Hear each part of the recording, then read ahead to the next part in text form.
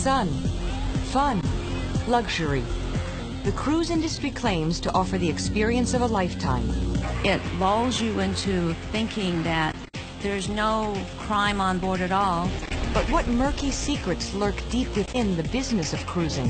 I think cruise lines are probably more worried about cost than they are safety. Cruise lines fly under foreign flags, avoiding laws and regulations that are taken for granted on land.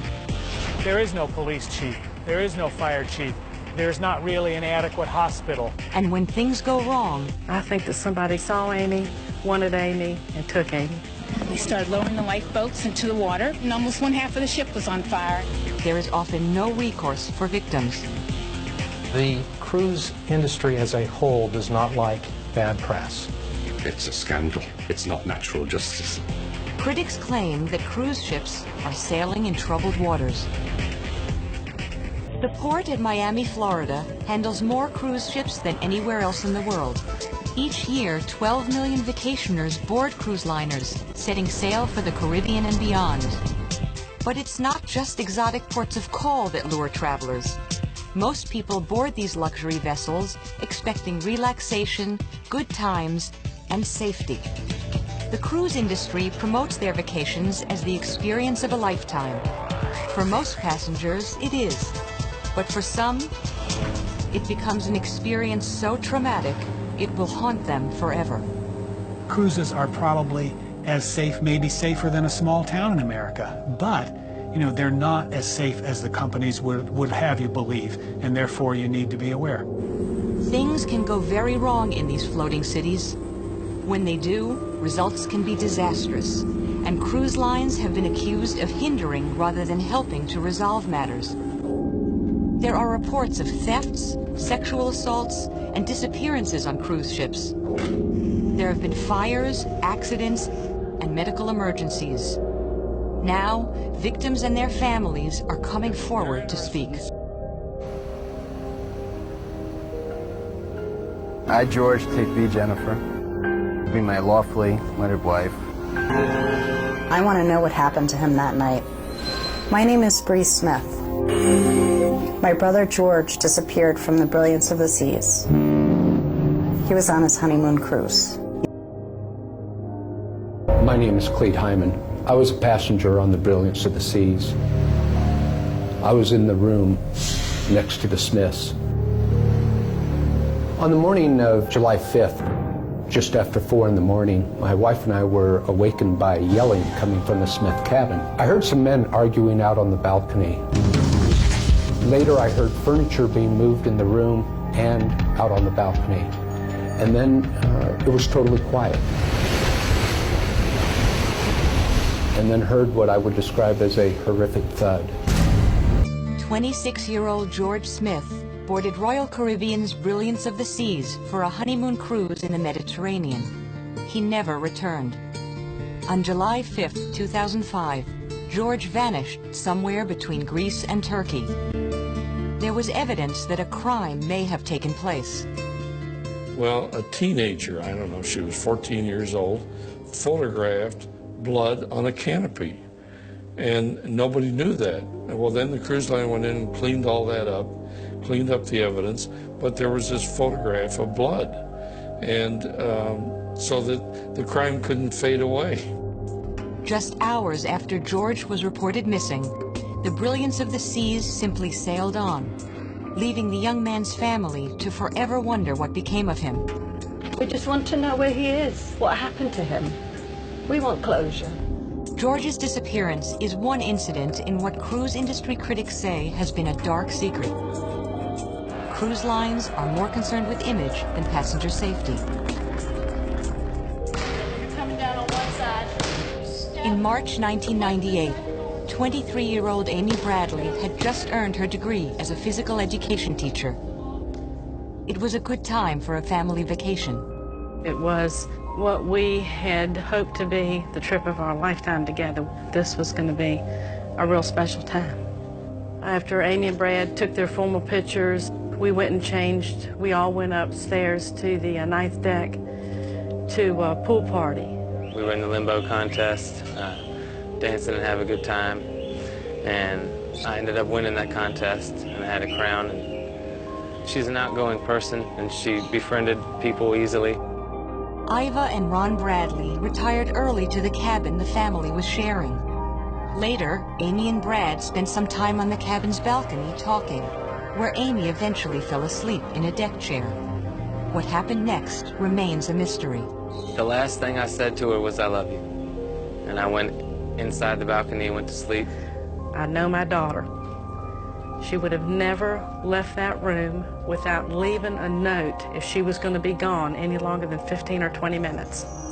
When Ron Bradley woke up at around 6 a.m. and realized Amy was not in the room, he left to search for her. When I couldn't find her, that's when I started getting worried. They asked for an urgent appeal to be broadcast on the ship. But instead, all they heard was an announcement inviting passengers to go ashore. I begged them, you cannot let the gangway down.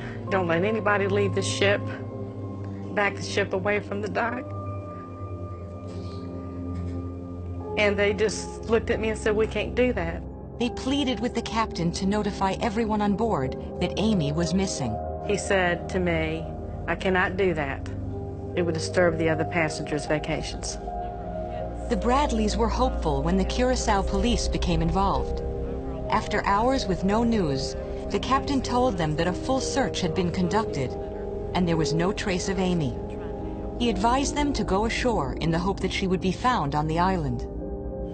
It was one of the worst times in my life. I mean, this is something that happens to other people, not to us. A day later, there was still no sign of Amy. Suicide was suggested, but the Bradleys dismissed the idea. With a promising career to look forward to and a new boyfriend back home, they say Amy had everything to live for. What I think happened is someone befriended her. She was taken at hidden and gotten off at the earliest convenience. Finally, following a further search, her family left the ship for the last time. It almost seemed to us as if we were abandoning her. But what choice do you have? The Bradleys say that for 2 years after their daughter's disappearance, while they conducted their own search, they did not receive a single call or any information from Royal Caribbean Cruise Line. The fact that they have not contacted us in any way, shape, or form tells me a whole lot about how they run a business. Royal Caribbean maintains that many passengers had already gone ashore by the time the Bradleys raised the alarm. They say that the entire crew was notified, and Amy's photograph was circulated among the passengers. In fact, Royal Caribbean says that it's standard operating procedure. When a person is reported missing, security officers walk the ship with a photo of the person in hand. If they don't turn up, then a public address announcement is made. There are no exact crime statistics forthcoming from the cruise line industry, but they do say that there have been dozens of disappearances and hundreds of sexual assaults reported since 2003. Some may be the result of underage drinking. Douglas France wrote a series of articles for the New York Times investigating the cruise industry. I found numerous court cases in which girls 14, 15, 16 years old were served liquor by bartenders and then taken advantage of by bartenders and by other crew members, because the parents just didn't realize the kind of environment in which they were letting their kids loose. Unlike crimes that are committed in a town or city, crimes on cruise ships are most often subject to half-hearted investigations and damage control. Jeff Furlong worked for 6 years as a security officer on cruise ships sailing from U.S. ports. Security was way down the league. You have to remember that it's a floating hotel, so entertainment and dining and drinking and gambling are the principal aims of the ship. During his time at sea, he served on 5 ships for 2 major cruise lines. He says that there were many crimes reported, but few were investigated. There were numerous incidents I reported on board the ship were simply brushed under the carpet. The vast majority of cases, I'm going to say 95%, are sexual assaults on women and probably on men on cruise ship. And those are the untold stories. They never make the paper. And yet you've got all these women that have been raped by crew members or fellow passengers, but about 80% of all the crimes are committed by a crew member or a crew member's involved. Jeff Furlong says that his employers dreaded bad publicity. Any allegation by a passenger that they had been sexually assaulted by a crew member was met with damage control and deal-making. The captain or the hotel director, who would be in daily, minute-by-minute contact with headquarters, would do things like offer you free holidays just for you or your family, or I've even known one person was offered 10 cruises. In many cases, the accused would be allowed to leave the ship, and vital evidence would be removed. I have sealed cabins or rooms which have been the subject of an alleged offence, and the next moment is, when I've gone back in there, then bed linen, clothing has been disposed of. A far more common crime aboard ship is theft, with crew members stealing from both suitcases and cabins. There is a plethora of thefts on board ships. It is a very, very lucrative game on board. He says crew members were disciplined and even fired, but were never prosecuted because it would tarnish the cruise line's image. It's a scandal. It's not natural justice. It's all the wrong things. It's bad. Kendall Carver, founder of International Cruise Victims, believes that there is a relatively simple solution to the problem of theft by employees. Ted Thompson is a spokesman for the International Council of Cruise Lines. He maintains that the industry takes crime and crime investigation seriously. I can tell you that our members have adopted the zero tolerance policy, and we are working with the FBI and the local authorities to understand what their needs are in terms of preserving a crime scene. We are training our personnel on board to be able to handle any allegation in a proper and professional manner. These are really sovereign islands, these ships, and they're not accountable to anyone on so many important issues. And safety is the most important issue for passengers, who often are not aware of what standards cruise lines are and are not held to. A U.S. citizen stepping aboard a cruise ship in an American port is effectively about to enter another country, one free from many U.S. safety rules and regulations. The ship may have been built in France, yet fly under a Liberian flag. The officers and crew may come from dozens of countries around the world. It's not to say that the cruise lines are totally unregulated, but they're just not regulated by the standards that I think most Americans expect. So who has ultimate responsibility for cruise ships? Is there a set of laws to which they must adhere? And would standardized safety regulations prevent accidents? On April 5th, 2007, the nearly 12,000-ton Sea Diamond ran aground on a volcanic reef east of Santorini, Greece. The ship began taking on water and finally inverted and sank completely. 2 passengers were unaccounted for. I stepped outside of my cabin and looked, and the water was coming down the hallway. In March 2006, fire broke out on the Star Princess, just 2 weeks after the ship passed its fire safety inspection. The blaze spread along the outside of the ship, scorching 150 cabins and burning so hot it melted the plastic and aluminum balcony divides. We grabbed passports, and everyone had to run to the lifeboat station. They started lowering the lifeboats into the water. Almost one half of the ship was on fire. Fire on board cruise ships is horrifically dangerous. In July 1998, fire broke out on the Carnival Cruise Line's The Ecstasy, shortly after it set sail from Miami with 3,000 passengers and crew on board. The blaze spread to 3 decks, and more than 50 people needed treatment for smoke inhalation. Some passengers complained that they had smelled smoke long before the alarm was raised. Smoke is a killer. Fires are the things that have been of greatest concern to the board on recent investigations. James Hall, formerly of the National Transportation Safety Board, has been pressing the cruise industry to put professional firefighters on board their ships. To have folks out in the ocean or a great distance from shore without any professional firefighters, defies just common sense. But under maritime law, firefighters cannot be mandated. And though ships conduct fire safety drills, passengers are not required to attend. Being registered overseas, cruise ships are not required to comply with standard U.S. fire regulations. Some are not fully fitted with water sprinkler systems. Most have smoke detectors that only sound in a central control room. Critics hope that accidents will spur the industry to create mandatory regulations. But getting the cruise line industry to respond is not simple. Almost everything that has been done or put in place has come about as a result of years of investigations and threats by government agencies. They know one way to get to this safety goal, okay? But that might be the most expensive way in the world.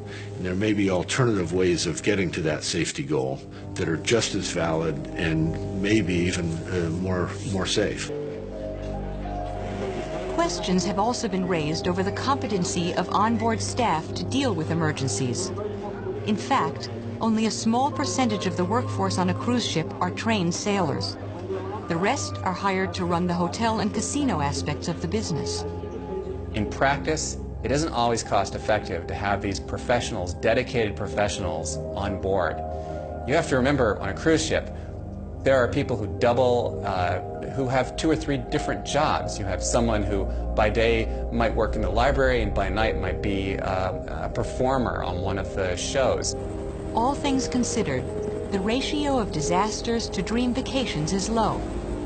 But still, the industry has been very fortunate in that there have been very few passengers that have lost their lives or been injured. So it's been perhaps a bit of luck, but nevertheless, that's the fact. That is a fact. I say that we can't depend on luck. Bill O'Neill is Secretary General of the International Maritime Organization, headquartered in London. The IMO is responsible for setting the safety rules for the cruise industry. We think that we have to focus on the preventative side in a very, very rigid way, and that's why our Maritime Safety Committee is going to address this subject and undertake this thorough review. Adhering to safety standards are voluntary for cruise ships, and passengers are often surprised to discover that in addition to fire safety and hiring regulations, that also includes medical practice. Your options are limited. You can only go to their doctor. Cruise ship vacations are more popular than ever. For most of the millions of passengers that embark on cruises, their dream holiday lives up to expectations. But bad things do happen on ships. Some people become sick, and without any federal regulation of doctors who serve on board, proper medical care is not always available. In today's global society, cruise ships bring together passengers and crew from around the world. According to the Centers for Disease Control, that, in addition to the multiple port stops ships make, can increase the risk of exposure and transmission of communicable diseases. The real frightening example of a true medical disaster will be if there's a huge cholera outbreak, and cholera can be a very quick, life-threatening illness. Yet not a single ship has adopted the World Health Organization guidelines for maintaining supplies to treat an outbreak of cholera on a cruise ship. And when individual passengers become sick, ship's doctors are often simply puzzled by their symptoms. I'm here to make a difference. I'm alleging that the medical staff, because of their lack of proper medical facilities and the medical malpractice thereof, killed my husband. Irma Curtis and her husband Jim, a 59-year-old retired businessman from Maryland, celebrated their 30th wedding anniversary with a Caribbean cruise. A year or so earlier, he had an open heart surgery bypass and was doing very, very well. As a matter of fact, just before we left to go on the cruise, he had a good physical. He met with his cardiologist, who was very, very enthusiastic about the trip. Even a small percentage of passengers who experience some kind of medical problem while on board ship can amount to hundreds of thousands of patients. Under maritime law, cruise ships are not required to carry a doctor. All do, but their qualifications vary. 5 days into their cruise, Irma was resting in their cabin when word came that Jim had collapsed and been taken to the infirmary. I found my husband very alert, but complaining of pain. His head was bleeding. He had slipped and hit his head in the men's room. A nurse prepared to give him penicillin, even though Irma had warned that Jim was allergic to the drug. She said, "I'm sorry, I forgot." So the bag of penicillin was placed down, and they continued to administer glucose because they thought he was dehydrated. The amount of fluid was so excessive that he was basically drowning in his own body fluids. As Jim's condition worsened, the ship's doctor wanted to ease his pain with an anesthetic, but he did not have the necessary equipment for the procedure. Instead of having a mechanical ventilator on the ship to help breathe for him, they had a bag. Irma had experience as a hospice volunteer. She suspected that Jim was bleeding internally, but the doctor had neither the equipment nor, she believes, the expertise to diagnose him. She even explained to the doctor that she had access to medical help. I also told them that in my particular group we had 3 EMTs, emergency medical technicians, and a nurse practitioner, and that I knew my husband's blood type and that maybe if he needed blood we could give him a transfusion. They said absolutely not, because they didn't have any way of crossing and matching the blood. Many times they asked me to leave and I wouldn't, because I could see that they were perplexed themselves. They didn't quite know what to do. Hours after Jim Curtis was brought to the infirmary, he was pronounced dead. I expected to come off that ship, maybe with a margarita, a smiley face, not accompanying a body in a body bag. Convinced that the medical staff had failed her husband, Irma asked a friend to videotape Jim's body being taken away by the coroner's office. A surprising and unexpected comment made while her husband lay dying stuck in her mind. Cruise ship doctors are hired from all over the world, and their level of training varies. And the fact of the matter is that there really isn't very much regulation when it comes to the doctors and the nurses that you have on a cruise ship. Each cruise line has its own standard, its own policy about who can be a doctor and who can't. Some have had no prior experience dealing with emergencies, where a speedy diagnosis can mean the difference between life and death. The medical equipment at their disposal varies from ship to ship, and there's a lack of independent monitoring and regulation to confirm that the doctor is simply up to the job. I found several examples of people who had died because they hadn't been able to get proper care fast enough.